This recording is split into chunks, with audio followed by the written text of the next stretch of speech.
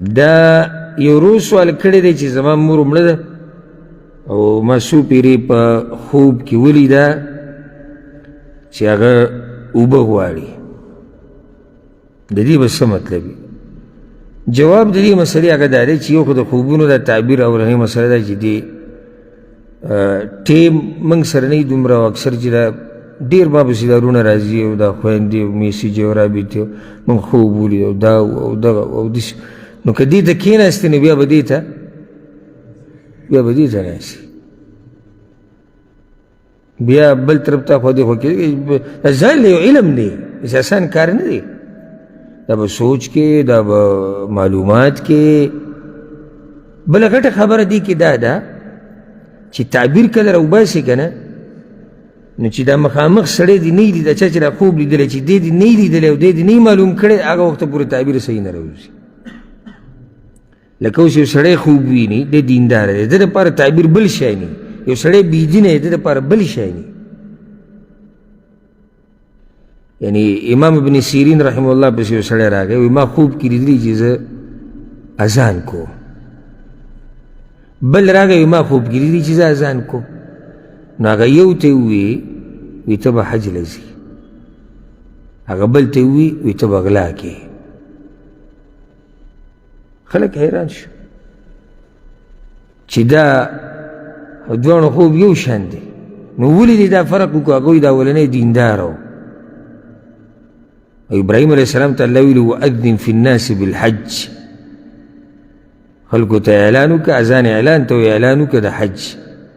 دا دویم بېدینه و، د الله نه لرې سړی و.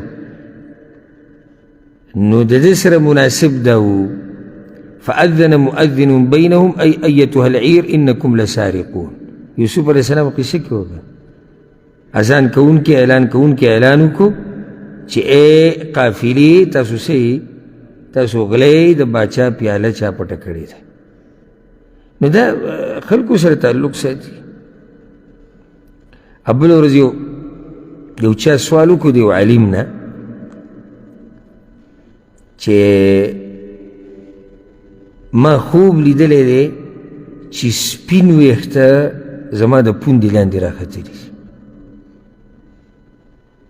نو دا د یو څو علماو ګروپ ته مجموعه ده، د پاکستان غټ غټ علما پکې دي. نو زه هم په هغه مجموعه کې یم. نو په هغوی کې یو دغه شیخ چې دی په دې تعبیر راویستو کې انتهایي تکړه دی، دی تخصص دی. نو د هغه ته دا سوال چا راولېږو چې شیخ صاحب که ته دې کې دا جواب راکړې، ځکه چې هغه بل عالم و ځان له حیران کړم چې د خپې لاندې سپین ویښته راښته او کس په مخه معلومات کوي. نو هغه دا ووایي چې سپین ویښته عزت دی. دا خو قرآن او حدیث نه دا خبره ثابت ده، سپین ویښته عزت دی. خو ویښته خو د پوندې لاندې نه راخیږي، راخیږي؟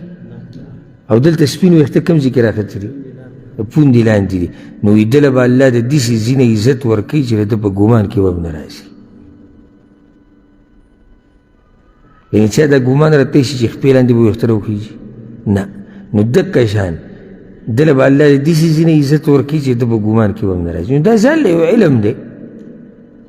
او لا بعضې خو نن سبا تجارت جوړ کړی دی، لایف بناسي په فیسبوک او په یوټیوب، او خوبونه ورته خلک رالیږي او هغوی جوابونه ورکوي. او په دغه چینلو چې څومره ګڼئ که نه، دا به بل ځای کې تا ته نه میلاویږي. لکه دغه خوبونه دي او ډز او دوی په دغه لینډ کې وایي مونځ اودس به نه کوي، خو د خوب تعبیر له په مولوي صاحب پسې راځي.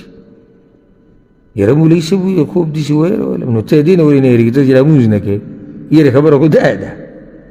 د یېرې خبره خو دا ده چې تا ږیره خریلې ده، ږیره وړه کې، بېدیني کې، حرام خورې. د یېرې خبرې دا دي. او یو خوب دې راغستی دی، کله به یو ځای ته ځي او کله بل ځای ته ځي. نو دا ځان له علم دی. ځکه اکثر زه ترې ځان سیټ ته ساتم د دې قصو نه، ځکه دې کې مصروفه شو نو بیا بل کار نه شي کولی. بیا به دقه ګورې او دا رموز او دا داسې او دا داسې او پلانې څنګه او هغه داسې. خو دا یو سوال مخې ته راغی، ما زه دې به جواب وکړو. تعبیر د دې مشهور تعبیر چې کوم دی هغه دا دی والعلم عند الله، چې کله دې مړی ولیدو په خوب کې او هغه اوبه غواړي که نه، نو دا مړی د دې ژوندونو دعا غواړي. ولې؟ ځکه چې اوبه دا رحمت دی، اوبه رحمت د الله دی او دی څه غواړي؟ اوبه غواړي که نه. نو معنی دا چې دی د دوی نه د رحمت سوال غواړي چې زما دپاره د الله نه رحمت وغواړي، او یا په ده باندې د چا قرضه ده، څه حقوق یې پاتې دي، نو په کار دا ده چې دا کشران دغه حقوق هغه ادا کړي.